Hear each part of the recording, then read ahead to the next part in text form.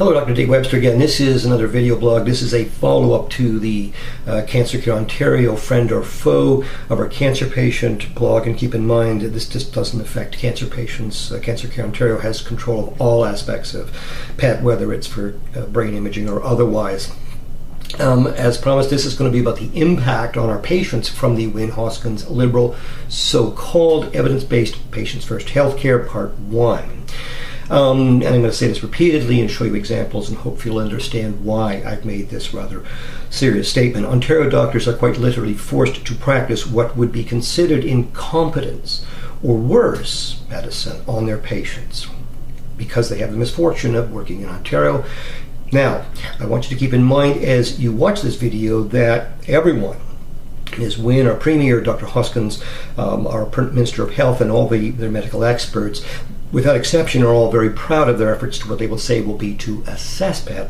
I call it blocking PET. You can make up your own minds. But it does beg the question, just what is it that they are all so happy and proud about?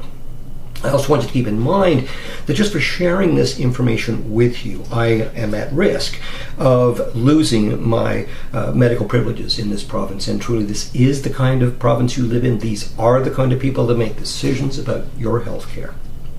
So, I made a statement in the previous blog about Ontario patients have the most restricted indications for PET-CT, which is in fact the accepted world standard of investigation and management of cancer and other serious illnesses in the medical world. But then I added, but that's not the bad news. Well, what else could get worse? In fact, you see it gets much worse. So, what I will say is that we do in fact have the most blatantly wrong and harmful indications for PET in the civilized medical world. And in fact, up to 90% of the OHIP-funded indications as defined by Cancer Care Ontario and the McMaster experts, if you were to use them, you, in Quebec, for Paraguay for that matter, you could be charged with incompetence or worse. Now, let's look specifically, and this is related to lung cancer and lung nodule investigation and management. So the indications that we're allowed to use that Cancer Care Ontario and their other experts came up with as their, quotes, standard of indication and management of patients is in fact the exact opposite. Yes, exact opposite of the entire world expert body of opinion on where you would use PET in this case. And yes, that infamous medical poster and a couple of pieces of Bristol board was critical as part of coming up with what we are forced to use.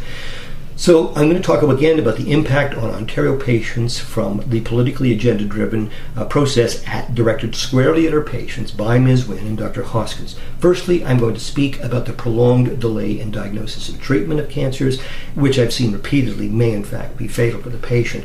This is an example of a patient who had history of smoking and breast cancer and has some back pain, has a bone scan, and an incidental finding on that is a little lung nodule, 10 millimeters in size, at the upper right lung apex here. With a bone scan, we actually do a crude CT to localize activity. Now, if this patient lived in Quebec, and it turned out that this mass was a cancer, then the diagnosis and appropriate treatment could be made and started on within 6 to 8 weeks. But because this patient has the misfortune of living in a Wynne Hoskins Patients First Ontario, it easily takes 1 to 2 years and a gross overexposure to all but useless radiation from CT scans. But it gets worse than that, as you will see. Now, patients, for the second impact, directly as a result of this, patients are often subjected to unnecessary and high-risk biopsy procedures, and we're going to speak specifically about lung nodules. This is I'm going to put a video up, but that long needle there is what the biopsy is actually done, and that's stuck in the patient's chest and is in there for quite some time as they're moved in and out of the CT. Now, I don't want to scare patients away from having this done. I mean, it is actually a very safe procedure done properly, but obviously you wouldn't want this done if the indications were not there. So what happens is they literally blindly put this into the patient, then they keep shoving the patient back into the CT scanner, see if it's positioned correctly, bring them out, reposition it, shove them back in. This occurs over multiple times. Now, this is the images that they get, and they just have to keep deciding, where they are in that needle and where to put that to actually get tissue for biopsy. Now, are there potential complications? Well, of course there would be. A lot of these patients are smokers, for example, and when you put that big needle in there, you poke a hole in the lung surface, air leaks out into the chest, and we call this a pneumo, or air in the thorax. And this occasionally actually requires insertion of a chest tube, as you see here. That's then hooked up to a water pump to try and drain that air out of there. Patient clearly needs hospitalization, not a very comfortable process. A more serious problem is when you hit a blood vessel, you may end up bleeding into the chest, and in rare circumstances, this actually can be fatal. So now let's look at an exact example. This is a CT of a lung cancer. If you haven't already seen where the lung cancer is in the right lung, again, I'll point it out in a moment. But what happens is, as I said, the radiologist has to blindly put that needle in there and keep positioning. But where do you put the needle? You're only taking it out of a small section. Do you put it here? Do you put it here?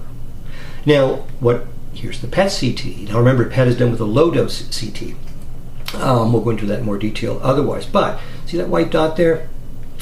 That's the only active part of this mass. Typically in these masses, they're not all cancer. A lot of it is dead tissue, or it may be that they've already responded to treatment and so on. But the only way to determine where you should put that needle to get the best possible chances of a diagnosis is with this. Now in this particular patient, the biopsy needle was actually placed in the big part of the thing, and in fact was negative. And this is why CT has been called the view from 10,000 feet in the era of PET CT imaging.